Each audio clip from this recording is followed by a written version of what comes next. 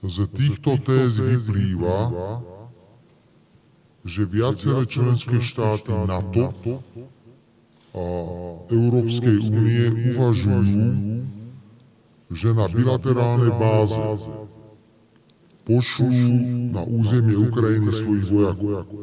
Pokud to, co sděluje Robert Fico, a teďka sledujte celou jeho konferenci, trvá 10 minut, to teda jsme opravdu v prdeli. Osobně si nemůžu představit, že je to tak. Jo, to bude další nějaká konspirační teorie. Ale kurva hoši a holky, já věřím víc panu Ficovi, než bych věřil nějakému jinému idiota v Evropském parlamentu, v Bruselu a tam dále, kde sedí na jejich prdeli a utrácejí peníze. Ďakujem pekne, dámy a páni. Myslím si, že harmonogram podujatí, ktoré sa dnes udiali a udejú, poznáte.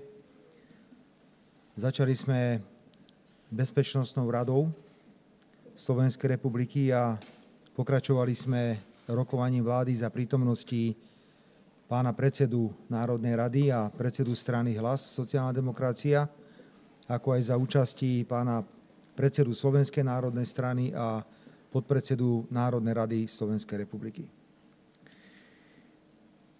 Rokovali sme o písomnej informácii vo vyhradenom režime, to znamená, že nemôžem vám poskytnúť všetky informácie, nemôžem ísť do detailov, ale môžem vám potvrdiť, že som sa rozhodol, že dnes sa zúčastním, ja tomu hovorím, bojovej porady, ktorá prebehne v Paríži o 17. hodine.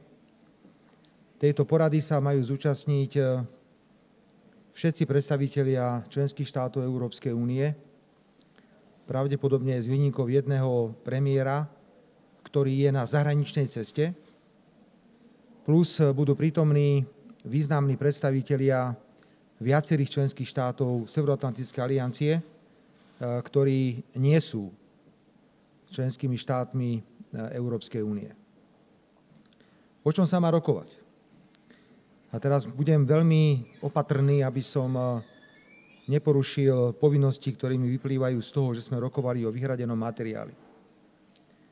Bude sa rokovať o novej kvalite, novom rozsahu podpory Ukrajiny v nasledujúcom období. Ja by som dokonca si dovolil povedať, že zvolanie tejto porady, ale aj obsah téz, o ktorých máme rokovať a ktoré boli predmetom utajeného rokovania Bezpečnostnej rady a vlády Slovenskej republiky, potvrdzujú, že na Ukrajine to ani zďaleka tak nejde, ako sa očakávalo. A môj názor, oficiálne prezentovaný 1000-krát, zopakujem aj teraz, pre mňa je dnešná porada potvrdením, že stratégia Západu úplne zlyhala, pokiaľ ide o Ukrajinu. Napriek tomu chcem ísť v konštruktívnej atmosfére a konštruktívne pripravený na toto rokovanie, hoci z téz, o ktorých sme rokovali, ide mraz po chrbte. Obmedzím sa iba na konštatovanie, že z týchto téz vyplýva, že viaceré členské štáty NATO a Európskej únie uvažujú, že na bilaterálnej báze pošlú na územie Ukrajiny svojich vojakov. Nemôžem ísť ďalej, nemôžem povedať, na aký účel a čo by tam mali robiť. My si robíme bezpečnostné vyhodnotenie takýchto návrhov a nemôžeme zabrániť individuálnym členským štátom Európskej únie alebo NATO, aby takúto bilaterálnu dohodu s Ukrajinou urobili.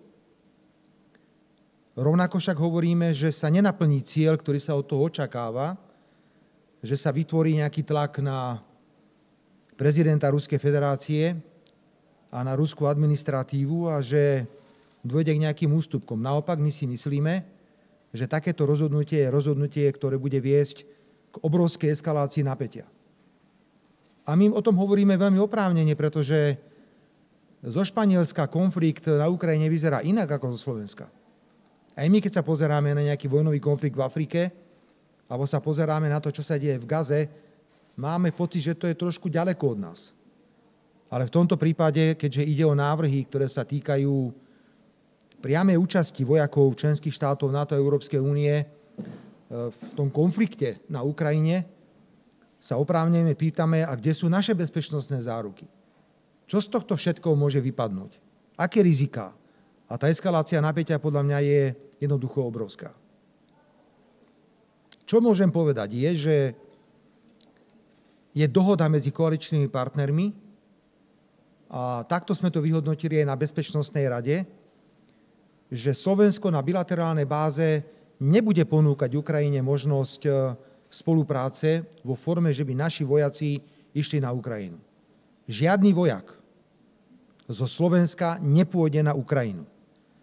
Nebudem teraz robiť ani politické vyhlásenia, ani iné k tomuto záveru. A máme to plne pod kontrolou, pretože takýto návrh by musela schváliť Národná rada, ale takýto návrh musí podať vláda. Teda vláda, a to je dohoda koaličných partnerov, ktorí boli prítomní na rokovaní, lebo ide o vážnu vec. Sme sa dohodli, že nebudeme podávať nikdy žiadny návrh na vyslanie slovenských vojakov na Ukrajinu. Vidíme obrovské bezpečnostné riziká v bilaterálnych dohodách, ktoré sa pravdepodobne v krátkom čase uzatvoria medzi inými členskými štátmi NATO a Európskej únie, ktorí chcú poslať na Ukrajinu svojich vojakov. Kde chceme byť aktívni? Naďalej platí, že chceme pomáhať Ukrajine, pokiaľ ide o odmiňovanie. Viete, že 2 stroje Božena boli kúpené ministerstvom zahraničných vecí. Uvažuje sa o ďalších strojoch, ktoré by mohli pomôcť. To je nesmrtiaca pomoc. Myslím si, že tieto stroje budú mimoriadne efektívne, predovšetkým, keď nastane nejaké prímerie. Mimochodom, ak hovorím o prímerí, pre nás je šokujúce, že sme dostali tézy na rokovanie lídrov celej Európskej únie a NATO a tam nie je jedno slovo mier. Tam nie je jedno slovo poďme rokovať. To je len vojna, vojna, vojna, vojna aj vojna. Môj názor na to poznáte, ja sa s takouto politikou nemôžem stotožniť, pretože vojenské riešenie to nemá. Všetci to vedia, že na Ukrajine sa nedá problém vyriešiť vojenským spôsobom.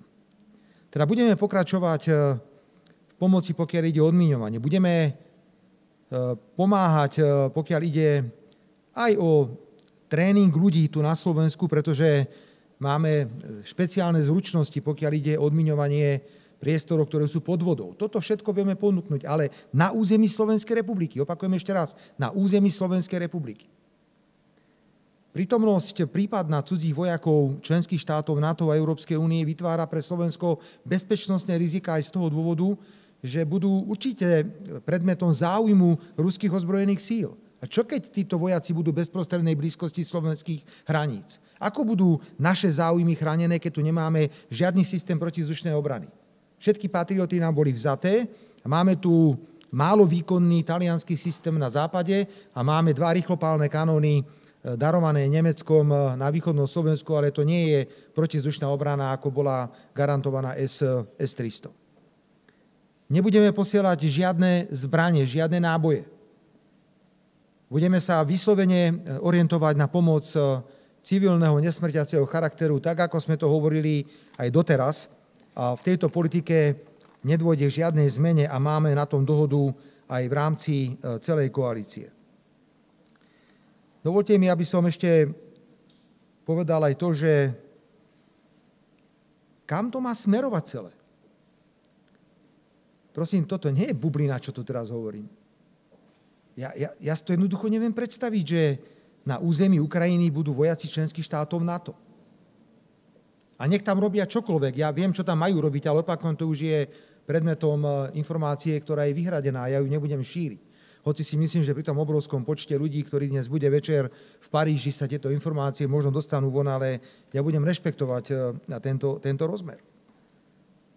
My sme mimoriadne nervózni z tohto vývoja, pretože ničomu to nevedie, budú len ďalší mŕtvi. Nevidíme žiadnu perspektívu mierových rokovaní a preto sme zaujali jednoznačný postoj. Slovenská vláda bude robiť suverénnu slovenskú zahraničnú politiku presne takú, akú sme si napísali do programového vyhlásenia vlády. A preto hovoríme nie prípadnej účasti slovenských vojakov na území Ukrajiny, znovu rešpektujúc, ako som povedal, čo urobia iné krajiny. A opätovne hovoríme nie, pokiaľ ide o smrtiacu pomoc zbrane pre Ukrajinu z výniku komerčných dodávok, pretože dajme teraz nabok morálku a všetky tie krásne vzletné reči, pretože ak sa bavíme o komerčných dodávkach, tak ich robí prakticky celý svet. Na záver mi dovolte povedať, dámy a páni, že